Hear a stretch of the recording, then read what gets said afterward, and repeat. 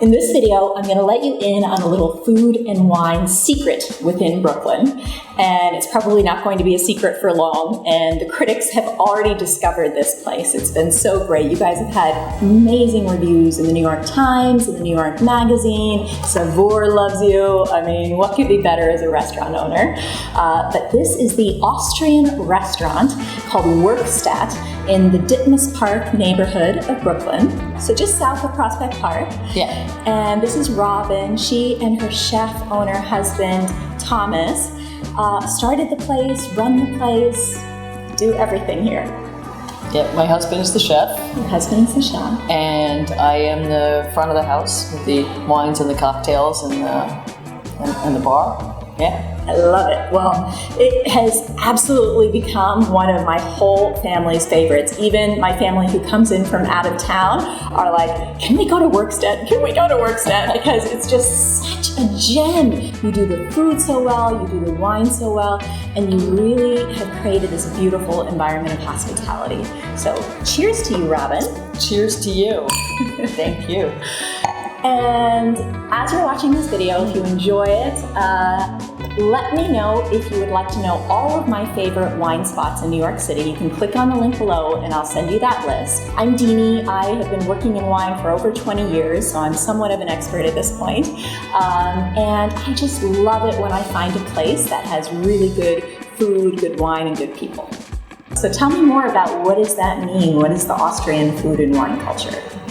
Well, Austria's been doing really great wine things for about the last 10, 15 years, mm-hmm. and they have a really wide portfolio of different grapes. There are some grapes that are indigenous to Austria. Ones I can't pronounce.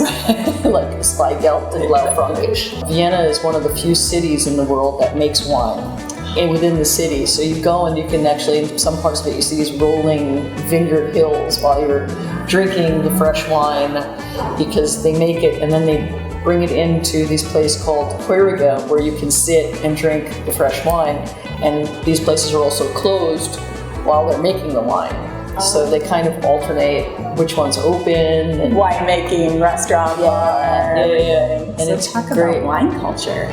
It's a total wine culture. Austria is a wine country. People confuse us with Germany a lot. And Germany is a beer culture, but Austria is more wine culture. And even in like the Werkstatt, a lot of them will have little playgrounds for the kids to go play while the adults sit and drink the fresh wine, and they're outdoors, and they can go and get these amazing like cured meats or vegetarian spreads with freshly baked bread. It's just an amazing experience. Wow, my mouth is watering. And the Austrian culinary tradition is born of the huge amounts of migration that happened over the course of the Austro-Hungarian Empire, and it being kind of a center of Western Europe. So people just all came and left their spices behind, and just all the immigration and the spice routes.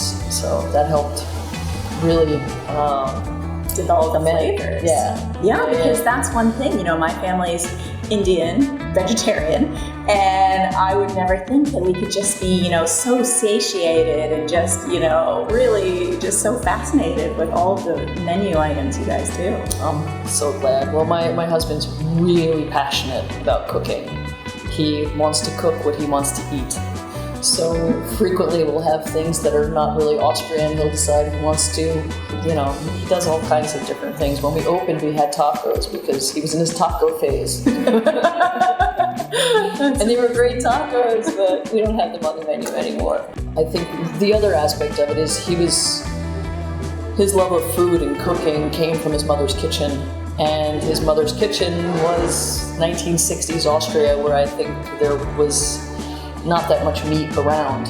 So she made these incredible meals that were vegetable based, and that's what he was raised tasting, and he loves to bring the taste of home to the table for our guests. There was a lot of scarcity in post-war Europe, and a lot of the food is because of that scarcity, and also because vegetarian food is great, or it should be at least. It doesn't have to be like, here's this salad. And you do the wine list, and I know you have a history of being a bartender in addition to being a lawyer. But like, how did you think about how to put together your wine list? What was the... Well, Austria offers an amazing array of wines, so it was pretty easy to just stay within that parameter. For the most part, the wines are fantastic.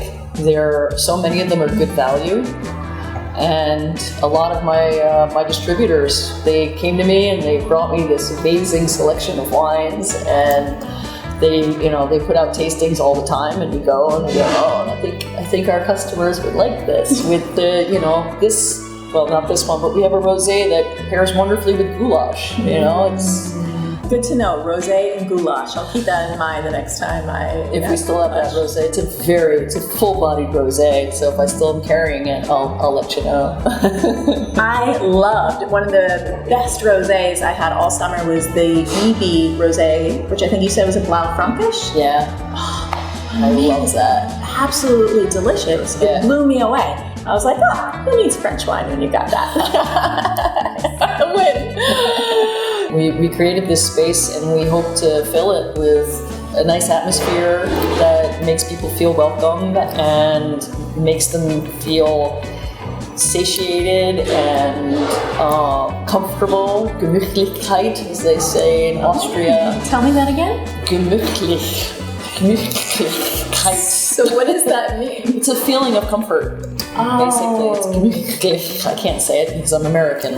But it's that idea of that's what we're here for. I recently launched a new company called A Life in Vino, and we are bringing expert wine tastings to the comfort of your home. And brilliant. Yeah, I just love this concept of a life in vino. It's like a life in wine. So I wanted to ask you, what is a life in vino to you? I get it. Well, wine is available to everybody, right? At any price point. You can get a $500 bottle of wine, or you can get a $5 bottle of wine. And we're fortunate enough to live in a time when the $5 bottle of wine is not as bad as you think it is. It's pretty good. So I guess a life in vino is something that anybody can have, really. And you share it, right? And it is usually a positive thing insofar that you're sharing it with someone you like, or someone you love, or someone you just met. And it's gonna taste good, and it's gonna make you, it's going to please you. It's going to be a positive experience because you're tasting something that the earth made, and that someone just with love and passion took and turned into something that's in a bottle, or even now in a box. Yeah. Or on draft, as we have, and it's gonna be delicious. And I guess so. Life in vino is just something that's delicious for anybody that wants to have it. Thank you. So if you'd like my list of my favorite wine spots in New York City, go ahead and click on the link below, and I will send that to you. And thank you for joining us. Cheers. Cheers.